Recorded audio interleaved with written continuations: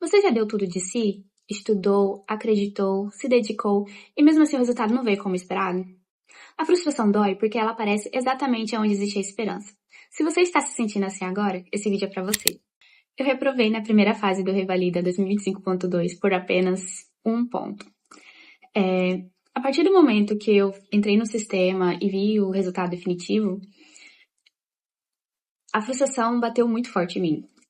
Junto veio um sentimento de decepção, de cansaço, um mix de sentimentos assim que é difícil de explicar. Eu me permiti chorar e chorei muito por pelo menos uns 3, 4 dias.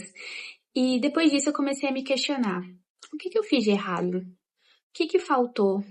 E depois eu cometi um dos maiores erros nesse processo, que é se comparar com colegas que tinham passado. Quando esse mix de sentimentos começou a baixar, eu comecei a me fazer uma pergunta diferente, que é: o que isso está tentando me ensinar? Porque às vezes a frustração não é o fim, é apenas um ajuste de rota que tem que ser feito naquele momento. Então, se você sentir que precisa chorar, chore, que precisa se afastar um pouco, se afaste. Mas não transforme a frustração em moradia, porque sentir é necessário, mas se afundar não é. Além disso, ninguém te prepara para a frustração de dar tudo de si e sentir que ainda assim não foi o suficiente. Mas eu aprendi uma coisa muito importante nesse processo, que é: a frustração não significa incapacidade. Cada pessoa tem sua própria realidade.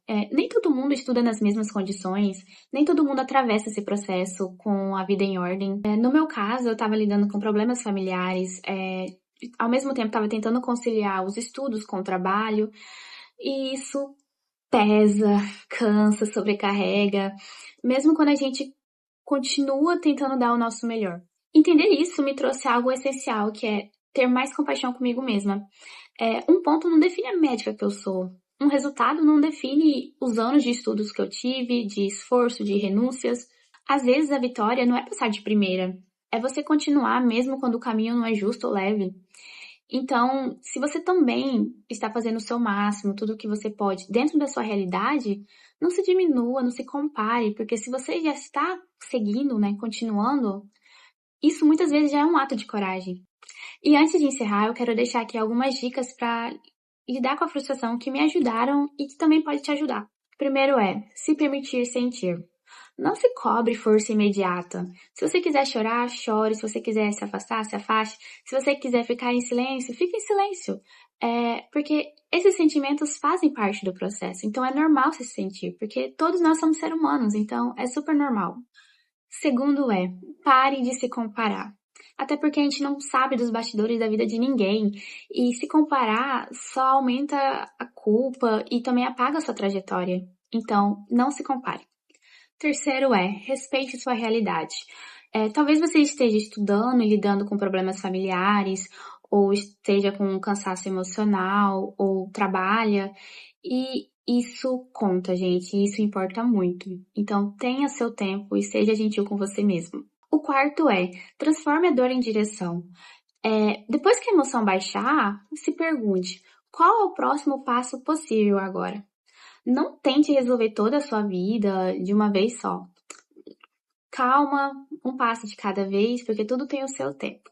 E por último, não caminhe sozinho. Conversar, dividir o peso com alguém, às vezes a gente pode entender como um sinal de fraqueza, mas é muito pelo contrário, é um sinal de cuidado, porque a gente não precisa carregar todas essas emoções também sozinhos. Às vezes é bom compartilhar. E depois de ter esse tempo para eu entender meus sentimentos, lidar com a frustração, com a decepção, com essa bagunça emocional, eu recalculei minha rota. Eu já voltei a estudar agora pro Revalida 2026.1, até porque, apesar dos apesares, desistir não é uma opção, então tem que continuar lutando aí. E se esse vídeo de alguma forma te acolheu, te ajudou, eu te convido a continuar comigo aqui. Se inscreve aqui no meu canal, curte o vídeo, compartilhe com seus amigos. E também me segue lá no Instagram, que é @luisametpy. Lá eu tô tentando ser mais constante, postando sobre conteúdos de processo de revalidação, sobre medicina no Paraguai.